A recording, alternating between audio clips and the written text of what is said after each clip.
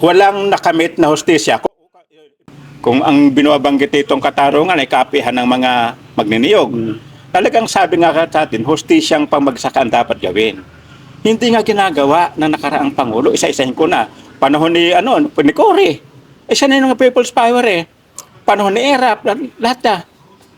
Hindi yung pera naging nakalagay sa national treasury, matagal na naka-stack.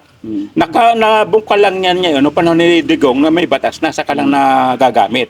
Sabi kasi ng Supreme Court, pabor sa amin 11-0, pumabor ang Supreme Court, sandigan pa pabor sa amin. Magagamit lang ang pera pag meron ng batas. Ang nangyari, nagkaroon nga ng batas na hindi naman lumalapat at pakinabang ng mga magsasaka sa niyugan. Hanggang ngayon wala pang may kinabang. So hindi gumagalaw. Hindi gumagalaw. Paano gagalaw ngayon? Nandun, nung nakarang committee hearing, andun yung mga agency eh. May tanong ba sa mga agency kung mulat ba? Hindi nga gumagalaw eh. Walang paggalaw kung alalapitan halimbawa sa magsasaka. Bigyan mo kami ng training. Bigyan mo kami ng kalsada. DPWH, sabi nga kalsada, pagpupunta ng kalsada. Kung maganda ang kalsada, sino may kinabang sa kalsada? O na may kinabang, may sasakyan. May sasakyan ba yung moralit na magkasaka sa Nyugan? Wala. Kalabaw yan. Ngayon, maganda ang sasakyan, magkalsada, may sasakyan, tumas ba yung presyo ng Kopras? Wala rin. Pangatlo, tanong dito, nagkaroon ba ng value adding sa Kopras? Halimbawa, koko yung BCO o apaman, wala rin. Mayroon maliliit, mga proyekto maliliit na hindi na kaya ibenta for international kasi dapat naghahawak na yung market ng gobyerno po, tas national na pamilihan para makinabang yung magkasaka. Hindi eh. So, Yun ang pinapanggit ko ngayon. Hanggang sa kanayon, yun yung problema natin. Ang panawagan ko sa ating pamahalaan, diretso ko na kay Pangulong Marcos. Sabi ko nga kanina, ito yung nagsimula naman sa tatay niya. Kung mayroon mang kulang dito at kung mayroon mang dapat ayusin ito, panahon na ito para ayusin niya yung panahon ng Kukulibi na hindi naging maunlad para sa amin. Ngayon, sa panawagang ito, dapat yung batas na hindi tutugon sa mga mag-asaka, dapat baguhin nila yung batas na yon. Amyendahan nila.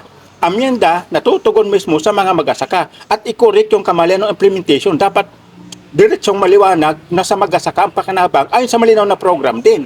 Pero kung ang asahan mong program ay 16 na programa na ayon siya para doon sa kukulat industry, tingin ko di mangyayari kay Pangulong Bongbong, ayusin niya ang programa at imbestigahan niya ang programa na ito sa 5 taon na wala pa na kinabang sa amin. Ang nakakatakot, baka umabot sa punto na ang mga pera ng Kukulibi mo wala na, hindi na kami umunlad.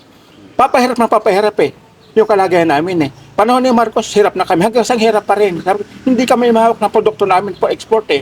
Pero material, mag-import ng produkto na ating bansa. Yan rin produkto, mahal ang presyo. Pinibinta namin sa Kopras namin, mababa nga lang. Laging lugi sa kalakalan. Dapat mag-isip ang gobyerno doon sa ganong sistema ng kalakalan. Mali yun eh. Dapat mayroon siyang sariling makina na gagawa ng finished product for export yung finished product at saka local consumption doon sa pinagkukulat industry. Mahigit 40 years na matapos kolektahin ang Coco Levy Fund, masasabi ba ninyo nakamit na ang mga magninyog ang hustisya na ipinangako? Walang nakamit na hustisya. In fairness naman, kung may mga mag-asaka sa Niyoga na tulad ko na kinabang, hindi salamat at napakinabangan sila. Pero wala pa akong nalalaman na yung halaga na billion pesos ay nabalik sa mag-asaka, na umulat ang mag-asaka. Wala niyan. Kung mayroon yan, bakit mayroon mag-asaka nangungutang sa mamimili ng Kopras? Bakit may mag-asaka nagdarahok? Bakit may mag-asaka naghihikaw sa kanayunan? Yes. Wala. Dapat sana ang mag-asaka ay umayon doon sa binabanggit ng Pangulong Marcos noon na pauna rin ng individual mag-asaka saka industriya ng niyog sa Pilipinas. Hindi nga umabot doon eh. Hanggang ngayon na mag-asaka pa rin eh. Hirap pa rin. Yun ang nakatotohanan. Ayaw ko magsabi dito ng umulat. Hindi totoo po yun.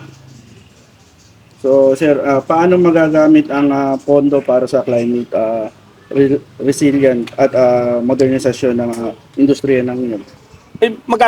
Una-una dito kasi kung industriya ng niyog kasi may 2 pondo ang gobyerno eh. May pondo ang gobyerno, hindi sa pinagrikultura, may ga-funding yan eh.